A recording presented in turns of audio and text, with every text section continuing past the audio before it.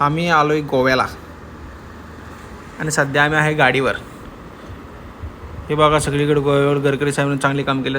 हिरवागार निसर्ग, पाणी, पाऊस सगळं जिकडं तिकडं नुसतं पाणीच पाणी. हे बघा अजून पाणी, पूल आणि पुढं पाऊस. काय करावं काय सुचना. नुसतं चिंब चिंब चिंब झालेलं आमचं अंग अंग अंग. मग तिथून आम्ही तसंच गेलो, कार घेतली. कारमध्ये गेलो हॉटेलला. तुम्हाला दाखवता तर पुढे आमचं येतं हॉटेल. अशा रीते आम्ही इथं पोचलो, कार पार्किंग केली आणि हॉटेलमध्ये एंट्री करायला आम्हाला झाली संध्याकाळ.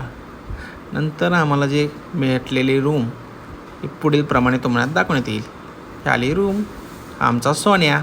टॅडॅडॅडॅव मस्ती वळवळ. बघा पुढे गेलो. अरे बापरे, 2-2 बेड दिले झोपायला. मस्त मध्ये एन्जॉय करायचं आहे आता, काही विषयच नाही. आणि हा मी तर तुम्हाला दाखवतो बाल्कनीचा नजारा.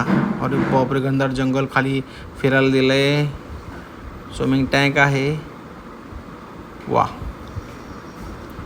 आणि पुढे पाहतो तर काय, इथं तर सगळी विमानच उडतात. बघा पुढे एक विमान येतं आहे, दिसतंय का? हां तेच तेच तेच. नुसता गलगलाट बुंगाट, इकडून आलं आणि तिकडून गेलं. रातभर आम्ही विमानच